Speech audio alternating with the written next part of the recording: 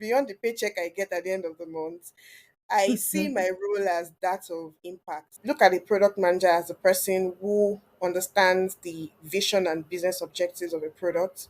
And that's pretty much what we do. We're able to, define what that vision is and translate that vision to day to day activities.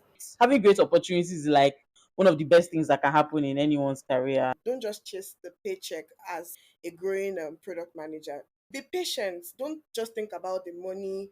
If you're able to take up internship roles, take it up. Prioritize being curious, prioritize Mm, learning, prioritize mm-hmm. experience over money. The money will come, right? Right. After you've learned, after you've gained that experience. That many product managers have not been able to improve their interpersonal skills. They think it's just about knowing how to write user stories, how to write roadmaps, how to, write the best product strategy. But having the right interpersonal skills, it helps you go a long way. I've seen that work for me a lot. My name is Omosolani Ketuku, and I will be sharing my struggles as a product manager.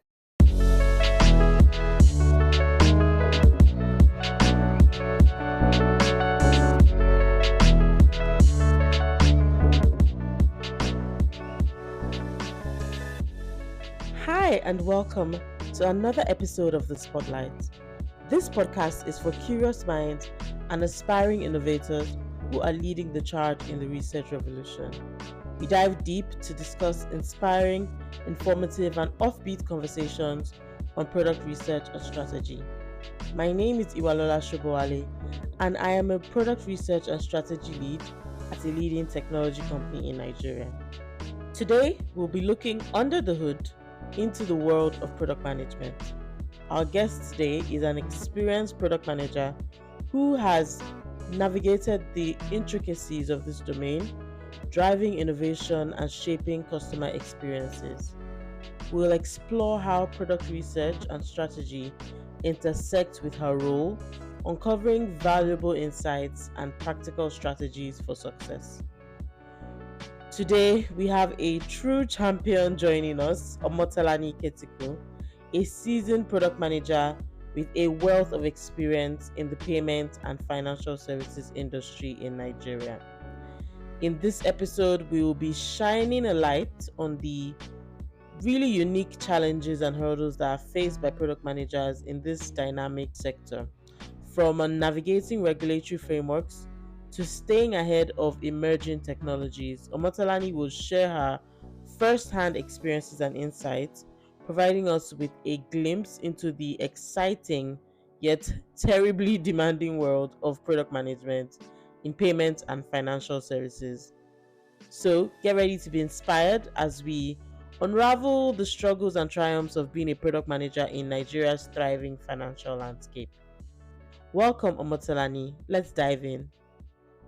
Hi, Omotalani. Thank you so much for joining the podcast today. I really appreciate you coming on the podcast. Thank you so much, Iwalala, for inviting me on your podcast. This is actually my first time speaking on the podcast. I look forward to an exciting time. Okay, can you please introduce yourself? What is your name? What do you do? And what's the impact of your role on a business or product? My name is Omotelani Ketuko. I'm a product manager. The impact of my role on a business or product is very critical, really, because I oversee what success looks like for a product and even the business objectives. So look at the product manager as a person who understands the vision and business objectives of a product, and that's pretty much what we do. We're able to, define what that vision is and translate that vision to day to day activities. Yeah, so that's why my role is very critical. You can't do without me. Hmm. Yes. Well, it's obvious that it's very critical, but also like, isn't there a lot of pressure there? Like, I don't think I can do your role genuinely. Abs- Like, I feel like the pressure is too much. How do you deal with that pressure? Absolutely. It's a lot Yeah. of pressure. It's a lot of pressure, really, and can be very challenging. So how do I deal with it? I mean, beyond my paycheck, really, beyond the paycheck I get at the end of the month, I see my role as that of impact. Like, okay, so I'm seeing how my products are solving problems. I'm seeing how people are delighted to use my solutions. That gingers me really. That helps me manage my pressure. Yeah, looking at it from a place of Can impact. Yes, it helps. Yeah, actually, that is very interesting. I think even for me, I think I will apply that because I think for every role there are pressures, right? And maybe just seeing the value, the impact, right? Maybe that would help understand that okay, you have to go through some tough times to get to the other side, right? Thank you for And yeah, sharing that. absolutely. Yeah. Yeah. So what initially drew you to the role of product management, right? What drew you to this field, and especially in the payments and financial services industry? To be honest, I actually got into product management by chance. So, story time. So when I Yay! when I fresh out of school after NYSC, I mean, I was looking for any role I can get as long as the pay is good and stuff like that. So I got this entry level role as a business analyst with a management consulting firm. And at that particular time I joined, we had very interesting, projects running. We were working with commercial banks. We had one, yeah, we were working with basically commercial banks at the time. So I was a business analyst. I was doing almost everything. I was doing almost everything. So I was exposed to a lot early enough. So I was writing requirements. I was working as a project manager. I was training. So it exposed me to the whole value chain in deploying a software, and that sparked up my interest in the technology space really. Then after a while, I joined the commercial bank. And the funniest thing is that joining that commercial bank, I was going there not knowing what role I was going to take up because it was an entry level role. So I went to training school, and then I was just hoping for the best. From training school, I could have been trained into marketing in Abuja, Sef, or anywhere else in Kaduna or anywhere. Yeah. So I I so thanks to fate again and destiny, I got into a particular role that was product management proper, and that was just it for me. I was still doing most of what I was doing as a business analyst, and after that, after a while, and then I got into the payments industry, still a product manager, and that's been the journey so far, really.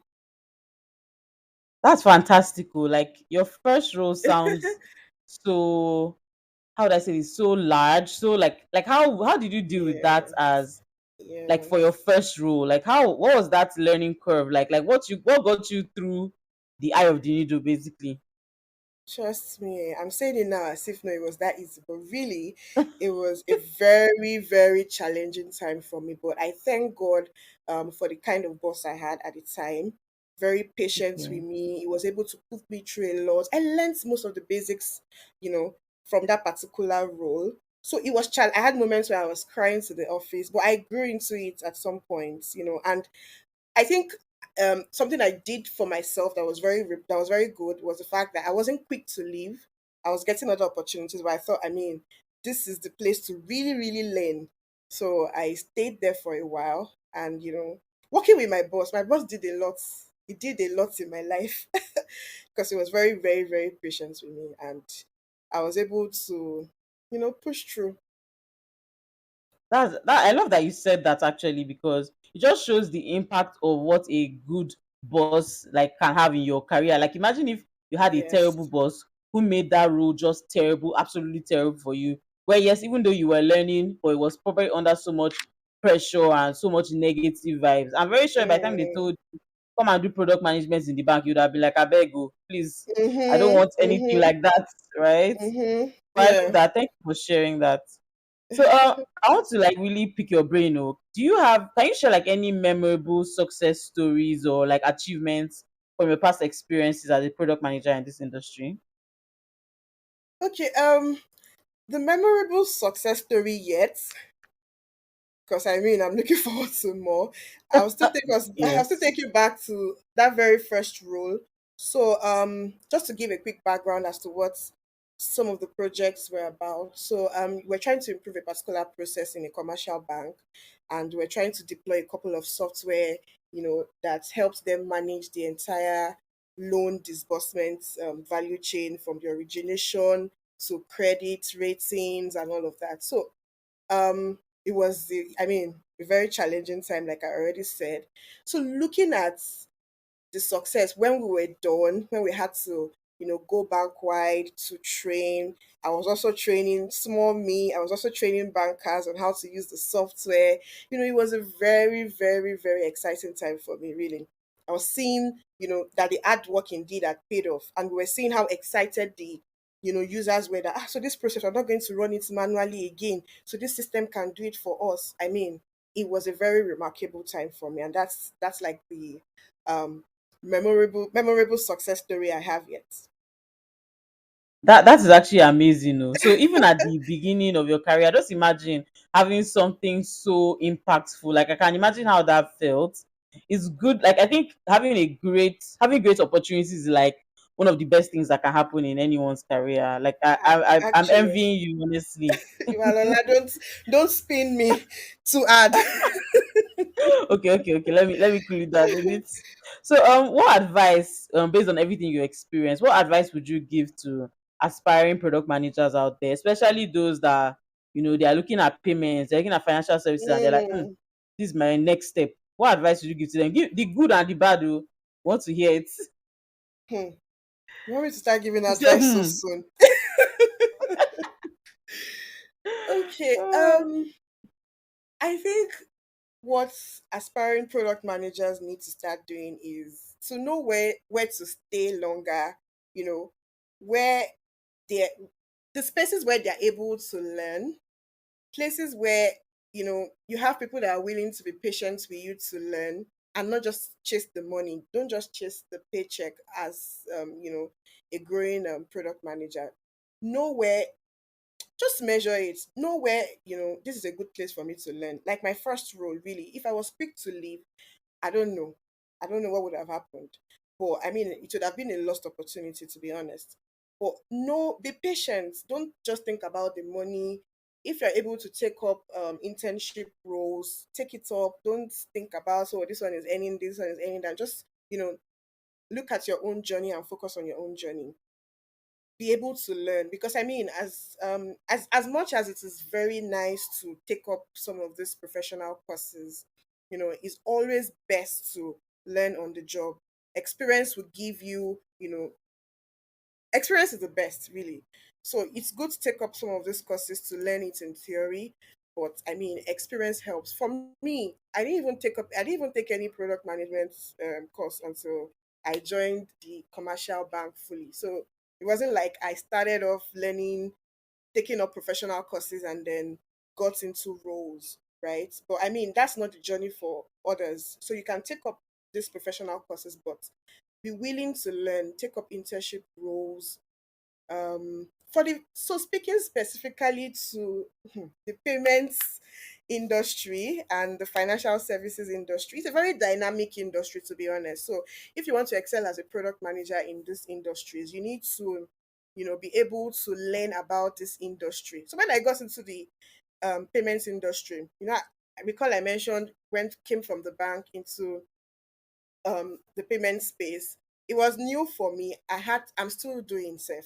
I'm still doing a lot of learning, reading a lot, because it is, let me not say it's complex. It is complex, sha. Let me be honest. Can be very complex. The value chain is very, very, very wide. So if you're aspiring to work in these sectors, you need to start learning about these sectors, be curious about these sectors, because these are sectors where you can only take your skills to, and taking your skills there doesn't mean you're going to be the best product manager in the world. You still need to learn about that particular industry. You still need to know how things work in that space. Do you understand? So i mean I think that's it for me. I think that's enough advice that I can give for now. In fact, I hear you loud and clear. From what I'm understanding, and I think this is something I need to reiterate it so that people really hear that you're saying prioritize being curious, prioritize Mm, learning, prioritize mm-hmm. experience over money. The money will come, right? After Right, you've learned, after you've gained that experience. I love that. In right. fact, Okay, thank you so much Yeah. for sharing that. But okay, before we go ahead into the nitty gritty, right? Can you tell us something interesting about yourself? Maybe what are you currently reading, or do you listen to other podcasts? What podcasts are you currently listening to? Because I believe that you are listening to the spotlight. I believe in my soul. I was going to mention that now. Okay, I preempted you. Okay, let me rewind. Okay, so if you want me to be honest with you, I don't read books a lot. I'm still trying Okay. to, do better with that. But I read a lot of articles, and in terms, I listen to this particular podcast. It helps me know what's going on in the industry. The Open Africa podcast. I get a lot of insights, and yeah, these are the things I do. These are ways where I try to keep up. The Twitter and LinkedIn community for product managers is amazing. Like the things you Right. learn, you don't even need to read books anymore. They'll share, Right. oh, the 5 resources you need to prioritize your roadmap. The Yeah. something like if you're in payments, you need to learn this and that. It's fantastic. Like they're just sharing free Yes. information. I also listen to Open Actually. Africa. I love them. Those guys, I hope EFCC will Mhm. not arrest them I because, I hope or so maybe too. one bank MD will just come and arrest them. But I love it. I love their podcast because Yeah, the way I they do. talk, I'm I like, do. hey, I do. I do. I oh do. gosh, yeah. Okay, thank you so much for sharing. So, can you please tell us what's something that you love about your role? Hmm. If there's anything I like the most, I've kind of mentioned it already. So it's about how you're seeing the impact. You're seeing how you're solving problems. You're seeing how people are delighted. You're making people's lives better. Actually, it might be taken for granted that they're just product. You see how you're deploying something, and then it's making people's lives better. It's improving processes. So the impact is what I really like about my role. Yes, I actually think it can be overstated because to be able to do something that's so high stakes, so high pressure, like you need to be able to see the value in it. And I think yes, the impact is definitely something I can imagine that would motivate someone. So okay, so we want to now dive into deep the deep end, right? Like what are some of the unique challenges and roadblocks that you faced as a product manager, especially in this payments and financial services industry? Okay, now you want to start talking about the shege. I, Yes, let's expose all the shaggy. You can name names too, but I won't be there when they come and arrest you. so I think the first one really, I mean, across whatever industry you're working as a product manager, is the fact that as a product manager, you are supposed to oversee everything. You're supposed to see Walola, the user researcher. You're supposed to oversee everyone, but you don't have that formal authority to, be able to go as much as you want to go with them, to be honest. So you're supposed to be working with this number of stakeholders, but what you can basically do is just to influence them. It's not like you have any authority over them. So this is one um, major challenge most product managers face across different sectors. Well, I mean, speaking about maybe some of the challenges I've faced as a product manager in the payments and financial services industry is the regulators. The regulators sometimes. Oh, are we going to name names? I'm not naming anybody, but I mean the regulators. So yeah, they have the reasons why they put up some of these policies, of course, to protect consumers, protect um data rights, protect secure payments, ensure things are moving on smoothly. They have their reasons, but sometimes their policies or their decisions sometimes can either make or mar you. So, let's say during the Naira redesign now, we could see how that's panned out. That helps, electronic payments, you know. So it can go either ways, right? So the regulators. You can wake up one day and you see that a major decision from the regulator can crash your entire God, I progress. beg. Oh, and it's actually so true. One Yes. decision like this, one memo, the next thing you're not Uh in business again. Wow, yeah. wow. The Okay. impact of the regulators in this sector is, I mean, it's a lot. It's a lot. And Mm. another challenge that just comes to mind now is, I mean, this is also across any sector you operate in, is the fact that many product managers have not been able to improve their interpersonal skills. They think it's just about knowing how to write user stories, how to write roadmaps, how to, write the best product strategy. But having the right interpersonal skills, it helps you go a long way. I've seen that work for me a lot. Not to say I don't write the best product strategy. I write I try my best to write the best. I try my best to write the best, but I feel like, Mhm. being able to work with people, because you're going to meet people, you're going to meet different engineers, the engineers that will come every Right. day to daily stand up to give you different stories, the ones that, they're not Mm-hmm. seeing the bigger picture with you. So they're just doing whatever they see, whatever comes, the ones that are ready to just give you all the blockers, kill you with blockers and Mm. not try to find solution. So you need to, Ah, and it's funny how if you have the best product strategy and you're not able to manage these guys, manage your stakeholders, you're not that going is so true. anywhere. You're not That is going so true. anywhere. You're not going anywhere. There's no success. So you need to be able to, and I feel like that's a major challenge for so many, really. You need to be able to grow your interpersonal. You need to be able to learn to influence, to work with people different, because you will meet different types of people, to be honest. So yeah, that's another Hmm. thing. I think you are totally right. Influencing without actually having direct authority over someone, that can be Yeah, very difficult. very, Can you very. maybe share some tips to be able to get to maybe where they need to be? Are there any tips or any resources? Okay. So for me, I don't know if there are tips that are generally known or tips that, but what I do is to be able to relate better with my, because I work mostly with engineers, designers, user researchers like Iwalola. I feel like it starts from, even making your product or whatever initiative you have sound exciting. Let them try your best. Try your best. I know this can be difficult. Make it sound as exciting as it can be, because sometimes you will even find some product managers, the way they're even bringing the product, the initiative self, you can even, it has even dampened everyone's spirit. Be excited about it, even while you're, talking about it. Sound excited, sound like you know what it is you're talking about. Sound, yeah, just put that excitement. It goes a long way actually, because you'll be shocked. Whatever energy you give is what translates to the entire team. So show that excitement, show your own passion, because when they know that, Tolani is not going to agree with this product manager, Wala is too much, she's not going to take this thing, when you give that energy, they already know. Try your best to, put that excitement. That's something I try to do. Honestly, we can even end this podcast here because that thing you have said is very accurate. The first in conversation you're having with the person, you're already bored. Like, what? How are you supposed to Mm, like take that thing seriously? I totally 100% agree. 100.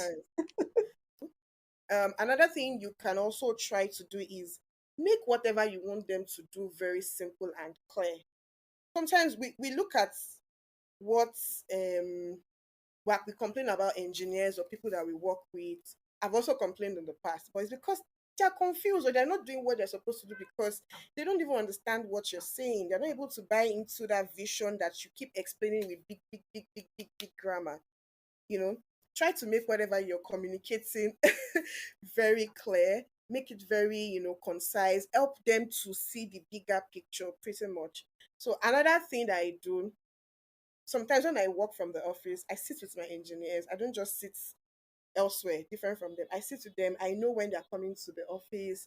I join them. I also, bro, they'll come for me. I try my best to, buy them lunch. Just try to, just try to befriend them. To be honest, just try to be friends with them. Always, because you will need to keep explaining, explaining, and they need you. Sometimes you find out some engineers that they need you. They need this clarification from you. They would have been, they have access to you throughout the day, But it's until they come to maybe the daily stand up the next day, they're not tell you, I don't know. I want to clarify this thing today from the product man. I mean, be available, be right in their face, be right in their Hmm. face, really. Make them your friend. To be honest, make them your friend is really not, I don't think it's something that difficult to do. Make them your friend, befriend them, try everything, know their interests, their personal interests. You can even try to have bonding sessions, even as as a team. Just do exciting things outside work and you see that it actually works. I can tell you, so I'm currently on a particular project, and the passion my QA has, I can even say is more than my Wow. own. I'm trying to measure up my Wow. QA and my engineers. To be honest, I'm trying to even sometimes I'll be like, are these people even more passionate than I am? So so you just try to do some of these things. I don't know. These are things I think can work. They work for me. So Yeah, I think you've captured a very valid point, right? The energy you bring is the energy you get. If you come with one dead energy or a problematic energy, you're going to get, in fact, everyday blockers, everyday mm-hmm, problems, like your mm-hmm. product will not move forward. I think you literally captured that. Thank you so much for sharing that. All these tips we are sharing, I think we have to do like, what they call it? We have to start selling them, or I think I should put my podcast behind a paywall because all these things cannot be for free. They So can't yeah, be. speaking of the other points, regulators, right? Nigeria's our financial ecosystem, our financial services landscape, it's evolving rapidly. Things are changing rapidly. Somebody, a former governor, CBN governor, has been arrested, taken into custody. The next thing, one policy or the other, right? How do you stay ahead of the curve? How do you make sure that your product remains innovative and competitive? Is this something that is even within your hands? Mm.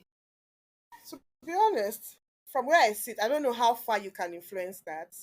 And I mean, what you want to do is manage what you can influence, manage what you can do from where you sit. Because I mean, look at the way power has changed. We have a new president in Nigeria. His policies, his schools of thought might differ from what we've experienced in the past. So I mean, I'm not in his economic policy committee, or so I don't know. I don't know how far I can go in using that. But you can read the body language. But some policies just come out of no, well, maybe not out of nowhere, but it's not like we had any hint or we had any idea it was going to come up. So for this Hmm. ones, I'm not sure how far we can influence it, but you can understand how this particular government or how this dispensation is trying to think about certain policies and all of that.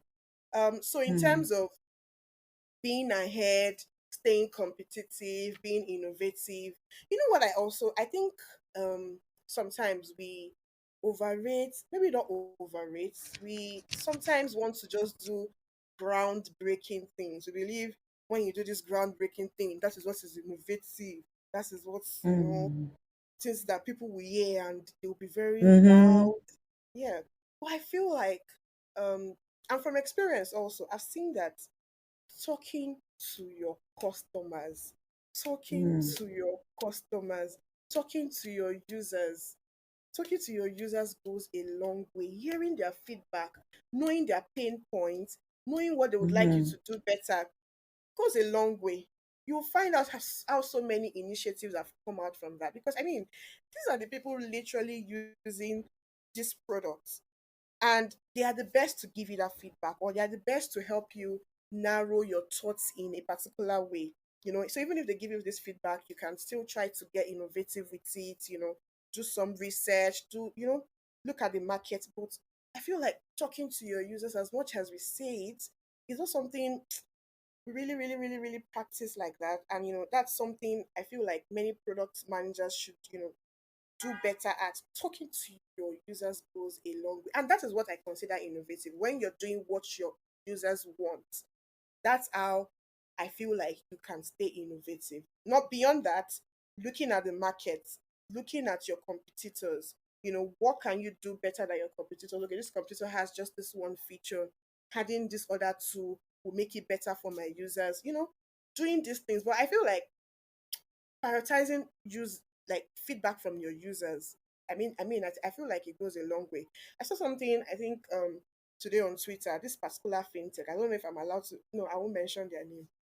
This cash redesign thing, they go on top of their game. They were able to, roll out, so many interesting things, right? And there's this new feature that they added to their app, right?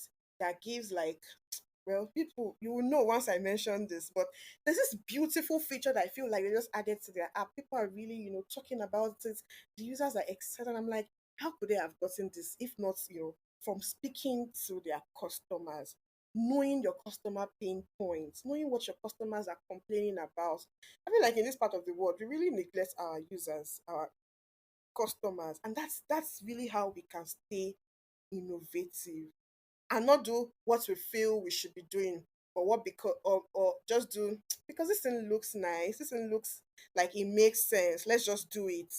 No, speak to your customers. I think, in fact, I think I should just end the podcast here because you've hit the nail on the head. The nail has disappeared. The hammer too has disappeared. Like, I think basically you're saying that in order to be innovative and creative, let's focus less on trying to be that groundbreaking, do something groundbreaking. To get to Mm, that point of being groundbreaking, all you have to do is actually be sensitive to the pulse of what your users needs are, right? And then from there your mm-hmm, mm-hmm. creativity can be sparked. But if you are just coming from your own point Yeah, of view, how can you possibly create something that's innovative and will get adoption unless you are just creating for yeah, yourself, right? I totally right. am on board. I totally am on board.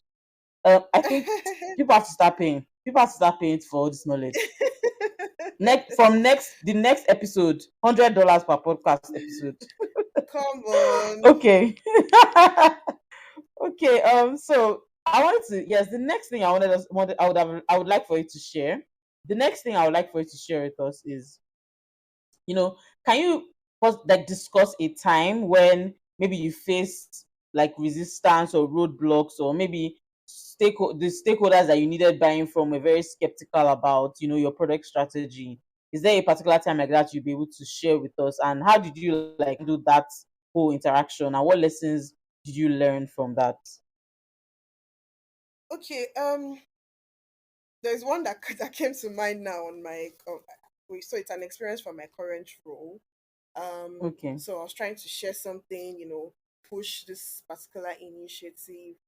To be honest, their feedback was very valid. Their skepticisms were coming from a very valid place. I tried to open up my mind, even if during the session I was, still arguing, still, but going back, I saw where they were coming from. So I went back, tried to fine tune a couple of things, and then went back again, and then it was accepted. But I faced one where I was so sure of what I was doing. I was so sure of what I was trying to push and how valuable it was, because so that was on my current on my previous employment in the bank.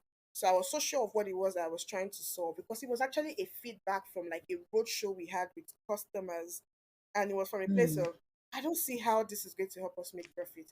I don't see how we're going to make so much money from this. I don't see how, So that was where that setback was coming from. But thank God, me and my lucky and my, I'm very lucky with the best bosses, really.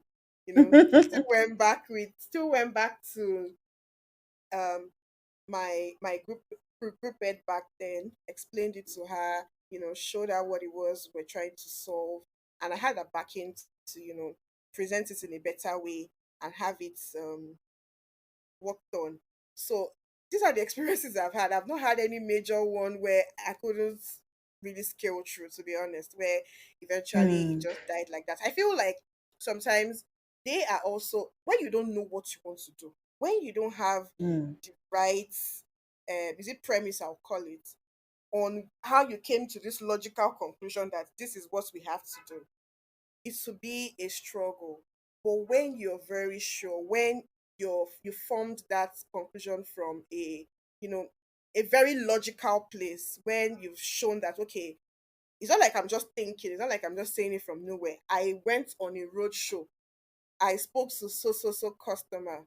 In fact, that prompted me to do like a survey where a survey that I sent out to, all our customers, and they gave this feedback, and this feedback has been consistent. That is why we have to do it. If you're coming from this perspective, if you're saying it this way, so you have that flow that you can use to fight your cause with your stakeholders. But if you don't, one thing I've also noticed on this role as a product manager. So beyond you just having this role that, oh, my role is to be a product manager and all of that, there are responsibilities, right? That beyond your JD, the responsibilities that you should have. If you don't focus on your responsibility, if you don't follow your responsibility through, sometimes people will help you, and most times they are the executive management or people that need to make money for the organization. Our goal is to make 14 billion. How are we going to make 14 billion? Anything they see, they'll just use it to make the 14 billion. But if you, as a product manager, because your role is very strategic, if you are not, following through, if you're not responsible, if you're not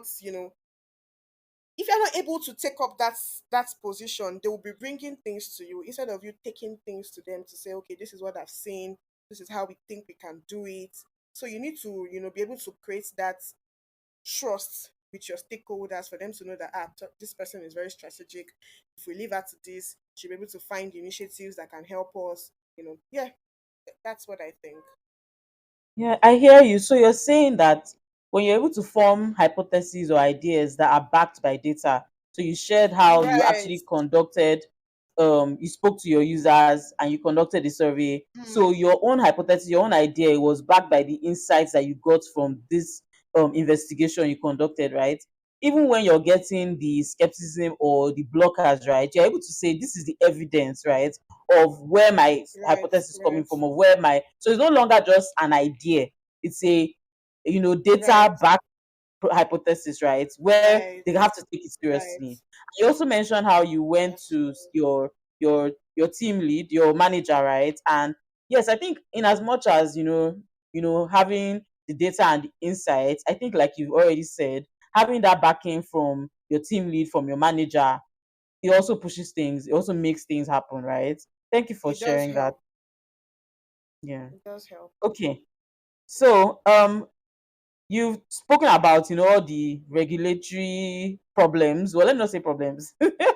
All um the what's that word I would use? The sensitivity that you need to have to, regulators, the regulation, right? So, but we're still seeing that the fintech sector is booming, right? How do you balance the need for innovation with also the need to be responsible to ensure, everything that the regulators are consider important, and which, is actually important, the security, the compliance? How do you balance that innovation with, being compliant with regulatory requirements on security and compliance? Okay. Um.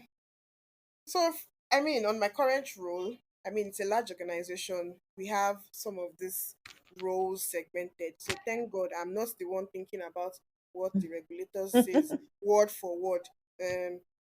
About this particular policy and stuff like that. So, what I try to do, because I've faced so many issues in the past when, in fact, when I thought I was done, I've done something so simple, I've done something that's, I mean, the users will not have any issue using, they'll Mm, just come for me. In fact, it's even you don't even have to go to the regulators first. I mean, the regulators put out these policies, but there are people here, within the organization that are there to ensure we the organization doesn't slack in terms of following through with these policies. They will be the ones to actually come for you, and you can't go further, you can't move on. So what I try to do is, from the point of scoping, from the point of doing my user research, you know I'm already bringing them to say, look at this, look at the target users that we're trying to do this thing for? Do you think if we make the KYC process this long, do you think they will use it? So you should think about it. So they sometimes they will now tell you what you can do, to make it better. So I typically bring them in early. Before, in the past, I've made mistakes where I've brought them, I bring them in later. But at the point of scoping, at the point of, having your workshop, to define prototypes and stuff like that, you start to bring them in. You start to engage them because they are the best, to direct. Yes, it sometimes it might look like a setback, but you're like, I just want to make this thing as simple as possible. But they are there to be telling you, no, it can't be simple because regulators don't want us to do. I mean, I don't. To be honest, you just have to listen to them and just try to find a middle ground. But what I would recommend is, if your organization is, is large enough, you have this teams segmented, try to carry them along as your major stakeholders from the very beginning if you don't want problem at the end.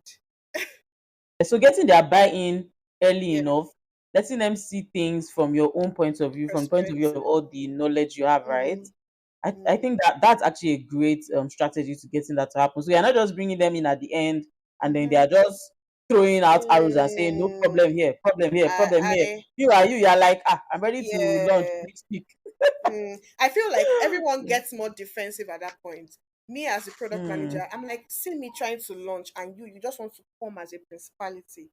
The You know. compliance officer, the compliance, you know, these guys too are coming to say, no, you can't. So everyone gets defensive at that time. But when you in fact, Hmm. they're excited when you bring them in at the beginning. They feel important. Sorry, I Right. mean, no shade. They feel Not that they're not important. important, right? But They yeah, are. they probably rarely are involved in the development Yes, process. they aren't. They are not. Most times they are not. So bringing them in at that point, everybody is calm at that point. Hmm. There isn't We're much at able to stake yet. talk. There isn't much at Hmm. stake. We're able to talk, and you find out that the conversation at that point, is better. So it Yeah. works that I way. totally agree with you. That's a very good strategy. Oh. Okay, speaking of strategies to get your people, like to actually be aligned with you, right? We are already seeing that collaboration is a very crucial part of product management. How do you, I know you've hinted at it, but if there are other things you do, right, how do you effectively collaborate with cross-functional teams, especially like developers, designers, researchers, marketing, and then especially for at the point of product launches, how do you make sure that everybody's on the same page, things are going the way you want it to, and that there aren't any blockers at that point of launching? How do you, is it the same process you have where you just make sure you're sitting with them, or are there other things you do? So I mean, there's really nothing to add outside everything I'd already mentioned. But I feel like being able to influence, like I said, it's a core skill that every product manager should learn. And as much as I keep saying, oh, help them to see the bigger picture, you'll find out that in large organizations, the bigger picture from many people, there are so many. This product manager has the bigger picture. This one also has the bigger picture. This one also has Hmm. the bigger picture. So Everybody's picture is big. everybody's picture is big. Oh gosh. And everybody's product is important to them. Everybody's initiative is Exactly. important to them. So Mm-hmm, mm-hmm. another thing that I feel like I try to do is, I don't like to be put under pressure to just put out a product there. So even if I'm in Hmm. a fast-paced environment, what I try to do is, Mm-hmm. as much as I can, to groom a product roadmap. Okay, so this product roadmap, this is what I want to do in the course of the financial year. I try to, place a lot of priority on that and start. So if I have like something to do within the next 6 months, I start to engage other stakeholders that will be needing, start, prompting them, just start putting them in the picture, start the engagement early. So for marketing, sometimes you want them to send flyers to your customers or help you send out, surveys. Even if you will need it in the next 3 months, what I try to do is to start early, because I mean there are so many people that are trying to do the same thing. So I feel like having a properly groomed roadmap, having a working well on your roadmap, it also helps you, you're seeing what I need to do in the next few months, and you're able to start working on it now. Even when you're under pressure to finish whatever you're still doing, but just start doing it, start engaging the stakeholders you will need, and then learn to influence. I don't know how else to, emphasize on that. You just have to learn how to influence your stakeholders. Oh, perfect. Okay, so just a few more questions, right? Can you share any lessons that you've learned from past product failures, or like any challenges that that has shaped the way you currently do things as a product manager? So things that have actually made you know that, oh, I need to change this. I need to do this in this way. Mm-hmm. So, I mean, in the past, as when I started doing product management proper, before I decided to, you know, improve my skill by, taking professional courses, I found that, I mean, I couldn't write. So, there's this thing where, as much as you're saying, this is what I want to achieve, this is what I want to do, you have it in your head, but you've not been able to define it Mm. end to end. You've not been able to say these are the services that will actually in the payments industry. This Mm. payments industry, the value chain is Broad. it is broad. It can be broad, really, depending on what you're trying to do. It can be really, really broad. And you have many touch points. Sometimes you have many stakeholders, external stakeholders, really. You have many Mm. people that you need. That sometimes if you're not able to, you know, define your requirements end to end, you'll find yourself in embarrassing moments. I found myself in embarrassing moments like that. I mean, Mm. when you're saying, "Oh, this is what I want to do," and they've gone ahead to do that, and they see that, oh, probably this thing is not working, and then someone just gives that insight that, "Oh, you have to go to NIBS now to do." And they're like, "The product manager no would have started." You're like, Mm. wow, how did I not think of this thing? So beyond you just thinking, I've tried to, define the user stories, I've written Mhm. the requirements. You need to be able to, in fact, be as practical as possible to see it end to end, because you'll be shocked at Mm. this service that you will need when you're close to going live. You'll be shocked as just be able. So that has been a major lesson for me, and it's still something I'm trying Mm. to improve on, because I mean, I can't say I'm totally there yet. So that's also something Right. I I think I need to improve on. Nothing else comes to mind. Yeah. Mm. So I think that actually leads to my last question, right? So everything you explained and what I think we kind of know, right, is that payments is very competitive, it's very fast paced. Before you know it, something has Mm, happened and right. strategy will change overnight, right?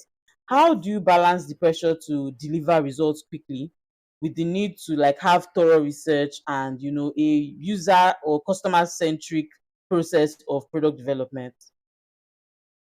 Okay, so I mean, for product development, if you're trying to do something new, there's a part where I believe you must have done your research. There's a part where you would have gone to see what the regulators are saying about this thing that I'm trying to do. And if you need a license to do it, are you willing to get a license? All of these intricacies you must have thought through about it in terms of for product development, and then you can Mm-hmm. go ahead to start whatever it is you want to start. But if it's something that you already do, I don't know if I got your question clearly. If it's something you already do, and then there is this sudden change that you need to now, that will now have to make you re-strategize that, okay. And that Mm-hmm. happened a lot during the Naira redesign, to be honest. That Mm. happened a lot. Because we saw how cash just became gold. King. Like, oh you know, wow. Hmm. so That we were buying you cash, can so we're buying our own naira. I tell you. So I'm sure many organizations had to re-strategize. They woke up one day and they saw the need for them to change direction for a couple of things.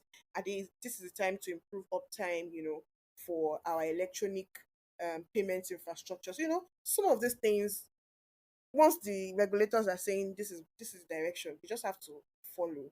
But as much as possible, Mm, you have to be flexible. You have to, we can see the market realities. These ones are, very evident. These are market realities that have changed. So you just have to, mm. you know, follow through with it. Right, right. That I think, to be honest, it's not like we can't control these realities, right? And we Yes, just have to make exactly. sure. I think one thing I've gotten for what you've said is if there's already a process in place where you already have a process for continuous discovery, continuous research, when things happen, it's not you're not really scrambling around so much. You already have insights at your fingertips, and you basically just have to re-strategize at that point. So it's Mm. basically crucial to have a process to hear from your customers and for research to always be going on, right? If there is anything anybody needs to take out, really, Mhm. is hearing from your customers, even in the product development phase, as much as you can, even if your organization doesn't have, people like Iwalola that are here to help you do your user research, talk to your Mm, customers. Try as much as you can as a product manager to, get on the field, these users, talk to them. You'll be shocked at how mm, much insight you will get from just talking to your users. That really, really mhm. helps. That really, really And helps. I think this is the reason why you prioritize this. Not to say that product managers tend not to, but I think the reason why you intrinsically do is because of that your first role, where you said you were actually basically doing everything, learning. Like your first role as an Mm, analyst, you have to gather information all the time, right? So I right, think it's because actually, of your background. that it If more helps people me. had your background, maybe we would have more product managers that are more open to always being on top of research, right? So thank you, and hopefully the spotlights we can show the importance of research. And now at least we're talking about how speaking to your customers, literally knowing their pain points, their motivations is almost equals to success, right? Of course, apart from Right, all the other things, that's not to say right, that only research will right, take you 100%, right, right? Thank right. you so much, Omotalani. I really appreciate. Like, Thank I think you have been you. so open, so profound. Like, I feel like I've really learned a lot from you, and I think a lot of people are going to learn a lot. Oh, Thank you so much. Do you have any thank last you. minute things you want to share? I know you said if there's anything we should take away from this, we should always speak to customers. Is there any other tip or anything? Okay, thank you so Okay. much for having me, Walula.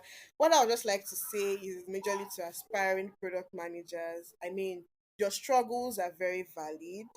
Your challenges today, I mean, it is very okay for you to have these challenges, but just try to learn. Just try to put yourself out there. Talk to mentors in the space. Help yourself navigate these challenges. But trust me, even the greatest product managers, they have daily challenges. So don't think you're not doing well or you're doing something absolutely wrong. You are absolutely doing well, right? So just try to help yourself navigate these challenges. It's not beyond anybody. We all go through it. Yeah, so these are my final words. And that concludes our conversation with Omotelani. Thank you so much for joining us on this episode. We hope you found this episode illuminating and gained valuable insights into the challenges and triumphs of product management in the financial services space. Remember that the intersection of product, research, strategy, and innovation holds the key to unlocking success and driving customer centric solutions. Look out for more episodes where we explore product, research, and strategy and its impact on shaping the future of industries. Please remember to follow the podcast and leave a rating if you enjoyed the episode. You can also subscribe to my Substack newsletter. The link is in the show notes. If you have any suggestions or questions, please also complete the Q&A intake form, which is also linked in the show notes.